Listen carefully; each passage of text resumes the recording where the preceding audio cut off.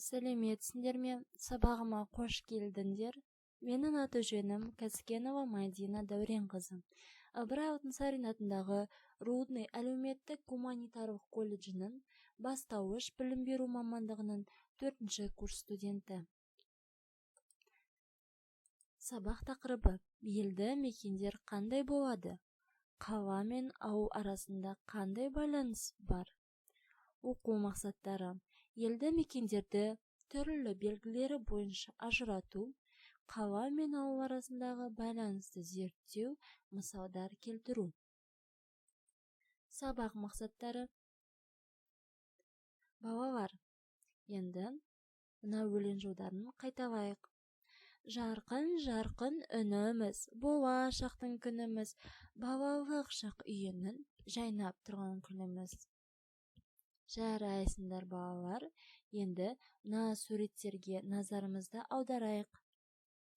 Қазір мен сендерге мына суреттерді беремін. Сендер сол суреттер бойынша топтарға бөліне қойыңдар. Жарайсыңдар. Бізде бірінші топ ауыл тобы, екінші топ Алматы, үшінші топ Астана, төртінші топ жайлау. Жарайсыңдар балалар. Енді біз өткен тақырыпты я жоқ ойын арқылы есімізге түсірейік. Балалар, біз өткен сабақта көшпелілер мен отырықшылардың өмір салты тақырыбын өткен болатынбыз. Бәріміз ол тақырыпты есімізде сақтадық деген сенімдемін. Оны тексеру үшін балалар, осы тақырыпқа байланысты бір сұрақ дайындап қоямыз. Ол сұрақтың жауабы тек қана я немесе жоқ деп болуы керек. Егер сұрақ жоқ деген жауапқа сай болса, онда сұрақтың дұрыс нұсқасын қосып айтамыз. Бірінші бастаған оқушы өзі қалаған кез келген оқушыға дайындаған сұрағын қояды. Ол сұраққа жауап беріп, келесі оқушыға сұрақ қояды. Солай жалғастырып кетеміз. Түсінікті ме? Ендеше бірінші мен бастайын. Ерте замандардан бері адамдар көшпелі, малшылар және отырықшы егіншілер болып бөлінді. Жарайсыңдар. Иә. Әрі қарай жалғастырамыз. Өте керемет. Балалар, сендер тақырып бойынша жақсы жұмыс жасадыңдар. Жарайсыңдар. Енді, балалар, сендер таңдап алған суреттен не көріп тұрсыңдар? Қала мен ауылды қалай анықтадыңдар? Балалар, ауылдағы өндірілетін жерлерді кім айтып береді?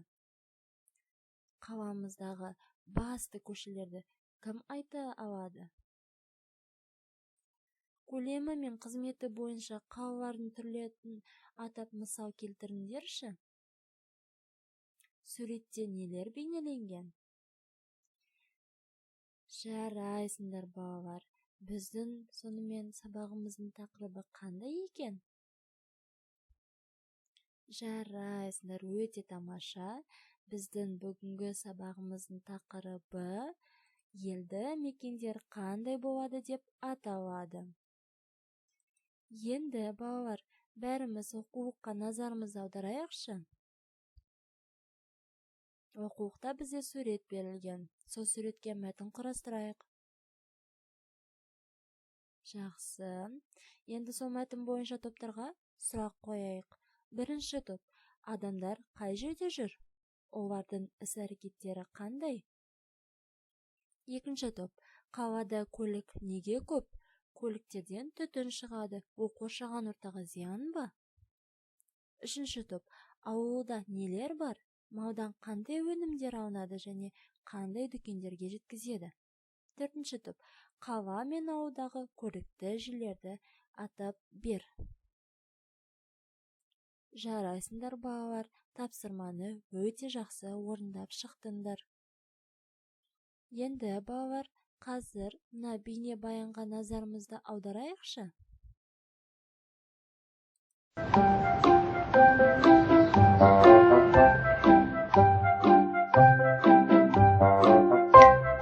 Аға, ауылдан біреу келген бе? Дастархан үсті ауылдың тағамдарына толып кетіпті. Атам мен әжем қалаға шыққан жолаушыдан беріп жіберіпті. Ауылды сағынып жүргенде бұлары бір тосын сый болды ғой. Ауылдың қаймағы қаланыкінен әлде қайда дәмді ғой. Дәмді, әрі қоюырақ. Аға, ауылда қаймақты сиырдың сүтінен жасайды. Ал қала дүкендеріндегі қаймақты қандай сүттен жасайды? Дүкендегі қаймақ та, айран да, сүт те сиыр сүтінен өндіріледі. Сүт қалаға ауылдардан жеткізіледі. Бірақ зауыттарда майын айырып алып, өңдеп, әртүрлі қоспалар араластырады. Пакеттерге құйып, сақталу мерзімін ұзартады. Сондықтан ауылдың сүтінен бөлектеу болады. Басқа тағамдар да қалаға ауылдан келе ме? Әрине. 4 түлікті ауылда бағып, еті мен сүтін қалаға жеткізеді. Балық шаруашылығы да ауыл шаруашылығының бір тармағы. Жейтін нанымыз, басқа да нан өнімдері ауылда өсірілетін бидайдан жасалады. Күріш те, жүгері де, күнбағыс та, қарақұмық та, тары да, қысқасы, егін шаруашылығы өнімдерінің бәрі де ауыл адамдарының тынымсыз еңбегімен келеді. Қалада осы өнімдер ұзақ сақтауға мүмкіндік беретін ыдыстарға салынады. Сондай-ақ олардан жаңа өнімдер жасалады. Мысалы, еттен түрлі шұжықтар дайындалады. Арнайы зауыттарда қант қызылшасынан қант өндіріледі. Жүгеріден, күнбағыстан, мақтадан өсімдік майы алынады.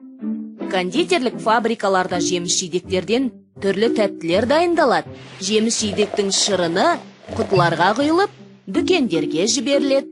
Қала халқының негізгі азығының бәрі ауылдан келеді екен. Ал қала ауылға не береді? Қаланың да ауылға берері көп. Жаңа айтылған қалада өндірілген жаңа өнімдер қалалықтармен қатар ауыл тұрғындарына да ұсынылады. Ауыл шаруашылығында қолданылатын комбайн, трактор және сол сияқты басқа да техника, оған қажетті құрал жабдықтар қала адамдарының қолымен зауыттарда жасалады. Қаладағы ғалымдар ауыл адамдарының жұмысын жеңілдету үшін түрлі жаңа технологиялар ойлап табады. Ауылдағы шаруашылықтың өнімділігін, яғни азықтың құнарлылығын, сапасын арттырумен де қаладағы ғылыми институттар айналысады. Ауылда жұмыс істейтін мұғалім, дәрігер, агроном, мал дәрігері, басқа да мамандар қаладағы оқу орындарында дайындалып, мамандық алады. Қысқасы, ауыл мен қала бір-біріне қызмет көрсетіп, бірін-бірі толықтырады. Демек, ауылсыз қаланың, қаласыз ауылдың күні жоқ екен ғой. Онда біз де ата-әжемізге рахметімізді айтып, ауылда табылмайтын керектерін алып беріп жіберейік. Тамаша ой салдың. Атам мен әжем мәз болып қалады. Жақсы, балалар, бұл бейне баяннан бізге не түсінікті болды? Иә, бұл бейне баянда ауыл мен қаланы түсіндіріп тұрғаны түсінікті болды. Ал балалар, қаладағы және ауылдағы өмірдің артықшылықтары мен кемшіліктерін кім көрсеткісі келеді? Тамаша, ал дәлелі қандай екен соның? Жарайсыңдар. Енді балалар, мына сандықшаға назарымызды аударайық. Бұл сандықшада не бар екен? Балалар, бұл сандықшаның ішінде үй жануарлары, театр, мұражай, зауыттар мен фабрикалардың суреттері бар. Қазір мен сендерге бұл суреттерді таратып беремін. Сендер сол суреттерді ауыл мен қалаға ажырата отырып, тақтаға ілінген себеттерге салыңдар. Жарайсыңдар балалар, өте жақсы. Сендер бұл тапсырманы өте жақсы орындап шықтыңдар. Енді бойымызды бір сергіп алайық. Ауылым әні.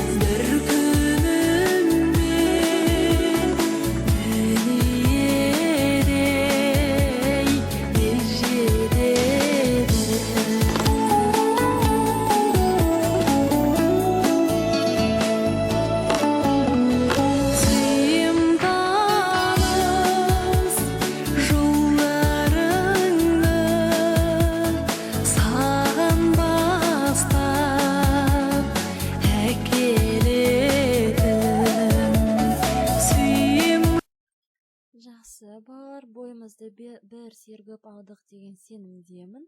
Енді дәптермен жұмысымызға көшейік. Бәріміз дәптерімізді ашамыз. Дәптердегі берілген тапсырмаға назар аударамыз. Ол жердегі тапсырма бойынша қалада кездеспейтін заттарды табасыңдар және оларды қызыл қарындашпен қоршап сызыңдар. Тамаша, балалар, өте жақсы орындапсыңдар. Балалар, енді келесі тапсырмаға назар аударамыз. Бұл жерде сендер өзіміз тұратын жердің, яғни ауылдың көрікті орындарын суретін саласыңдар. Жарайсыңдар, балалар, суретті өте әдемі салады екенсіңдер. Енді, балалар, бүгін біз қандай тақырыппен таныс болдық? Қала мен ауылдың түсініктерін кім айтып береді? Қала мен ауылдағы көрікті жерлерді ата. Малдан қандай өнімдер алынады? Қала мен ауылдың айырмашылықтары мен ұқсастықтары неде? Балалар, бүгінгі сабақта кім қанша балл жинады екен? Тамаша, барлық оқушылар жоғарғы ұпайлар жинапты. Енді, балалар, қазір мен сендерге жұлдызшаларды таратам. Егер сендерге сабақ ұнаса, жасыл түспен, ал егер сабақта қиындық кездессе, сары түспен, тапсырмалар мүлде қиын болса, қызыл түспен бояндар. Жақсы, балалар, енді сабақ сендерге несімен ұнады? Сабақта қандай қиындықтар кездесті? Қиындықта қалай жеңдіңдер? Балалар, сабақта қандай көңіл күймен аяқтадыңдар? Жақсы. Енді үйге тапсырма. Ауыл мен қала бойынша қосымша ақпарат жинап, қала не ауылды таңдап, сүйікті ортам тақырыбына эссе жазу. Жарайсыңдар, балалар. Осымен біздің дүниетану сабағымыз аяқталды. Назарларыңызға рахмет.